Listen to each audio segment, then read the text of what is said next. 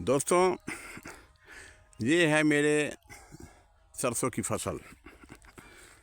ये मेरे अपने खेत में फसल मैं उगाया हूँ और बहुत ही अच्छा फसल है। ये बहुत अच्छी इसकी तैयारी हुई है और ये इसकी ये हालत है कि इसमें हाथ घुसाइएगा तो नहीं घुसेगा। इतना बढ़िया से ब्रांचिंग हुआ है इसमें। देखिए, मैं आप लोगों को दिखाता हूँ इसका ब्रांचिंग। देखिए, आप देख के दंग रह जाएंगे। देखिए, ये ब्रांचिंग देखिए दोस्तों। देखिए, यहाँ से नीचे ब्रांचिंग, फिर यहाँ से ब्रांचिंग, यहाँ से ब्रांचिंग, फिर यहाँ से ब्रांचिंग, फिर यहाँ से ब्रांचिंग, फिर इसका इधर वाला में देखिए ये ब्रांचिंग, फिर ऊपर में भी है ब्रांचिंग, फिर ये ब्रांचिंग। ये सब इसलिए हुआ है कि मैं जब इसका बुआई कर रहा था तो उसके पहले 4 बार जोतवा दिया था खूब बढ़िया से। और जोतने के बाद इसमें मैं मुर्गी का 1 टेलर गोबर, मुर्गी का खाद, जो उसके बीट का जो खाद होता है ना, वही मुर्गी का 1 टेलर, ये एक इसमें पूरे में 1 टेलर में मुर्गी का खाद छिटवा दिया था। बहुत बढ़िया खाद होता है। गाय का गोबर तो नहीं मिला तो मुर्गी का खाद में छिटवा दिया था। मुर्गी का गोबर वही कहिए जो भी है, बीट का होता है। और इसमें 80 ग्राम तो रिकमेंड करता है, लेकिन मैं दिया था इसमें 80 से 90 ग्राम 1 कट्ठा में। मैंने 10 कट्ठा में मैं दिया था 800 ग्राम। 800 ग्राम में सरसों का बीज, अच्छा बीज था, पायनियर का था। बहुत बढ़िया बीज मैं लाया था वहाँ से। और उसके साथ खाद में दिया था 2.5 किलो DAP, 2.5 किलो DAP कट्ठा के हिसाब से, 2.5 किलो DAP। और ये एंजाइम दिया था 250 ग्राम कट्ठा, और जिंक दिया था 250 ग्राम कट्ठा, और पोटास कट्ठा में 1 किलो, और यूरिया कट्ठा में 1 किलो। इतना खाद में बोने के टाइम में दिया था। चौथी बार मैं इसको जोत करके खाद खली दे करके मैं इसको बोवा दिया। जब निकला तो इतनी अच्छी तरह से निकला, हरा हरा चारों तरफ से खेत लगता था कि एकदम हरियाली से भरा हुआ है। निकलने के बाद समझिए कि कम से कम तो 15-20 दिन बाद जब 4-4, 5-5 इंच का हो गया तो मैं इसे पटा दिया, फुल पानी दिया एकदम पंपिंग सेट से। मेरा पंपिंग सेट है, इसी में फुल पानी दिया, बढ़िया से पानी दिया, तृप्त कर दिया इसको। और फिर 4 दिन के बाद इसे 2 कट्ठा यूरिया, 2 किलो कट्ठा के हिसाब से यूरिया में मार दिया। फिर 20 दिन के बाद, क्योंकि नमी की कमी नहीं थी, तो 20-25 दिन के बाद अब फिर 2 किलो कट्ठा में यूरिया मार दिया। और उसके बाद नतीजा ये हुआ कि आप देख लिए सामने है, एकदम भरा हुआ है। बहुत अच्छी फसल है, बहुत ही अच्छी फसल है।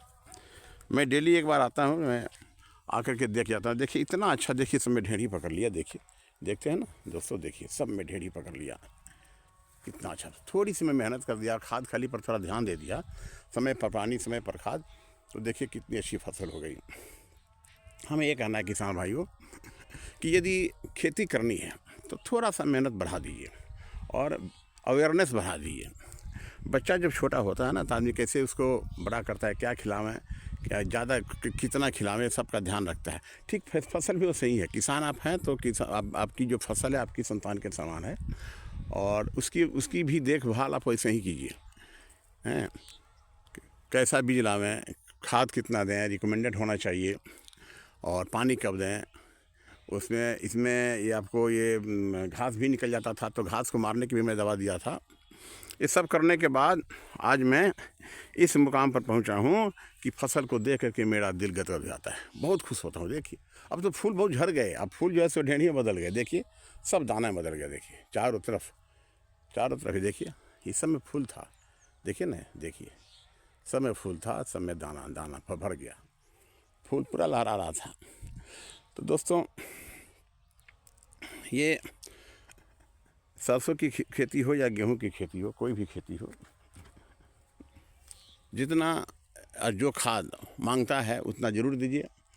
और ये जब पक जाए, पकने का भी एक इसका समय होता है, ज़्यादा भी नहीं पकना चाहिए, नहीं तो झड़ जाता है। तो मालूम है किसान लोगों को कि कब काटना चाहिए। और काटने के बाद इसको ले जाइए आराम से घर में, इसका हार्वेस्टिंग कीजिए, साफ़ सुथरा करके रखिए।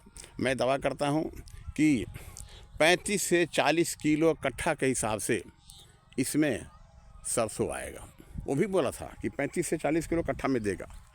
मुझे विश्वास नहीं हो रहा था, मगर जब फसल की जो मैंने जो कंडीशन देखी है और इसका जो ग्रोथ देखा है और इसमें जो दाना लगा है जिसको हम लोग ढेड़ी बोलते हैं लोकल भाषा में, तो वो मैं देखा हूँ तो मुझे लगता है कि चला जाएगा 35 और 40 के बीच में, 35 या 40 किलो कट्ठा पर कट्ठा इसके हिसाब से जाएगा मनी।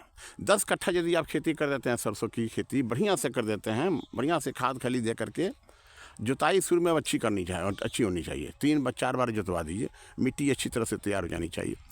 तो 10 कट्ठा बोआ दीजिएगा तो आपको साल भर आप 10 परिवार नहीं खा सकेगा, तेल खर्च नहीं कर पाएगा। ज़्यादा मेहनत करने की ज़रूरत नहीं है, ज़्यादा मेहनत कीजिएगा तो आपके पास उसको बेचिए, पैसा लाइए घर में।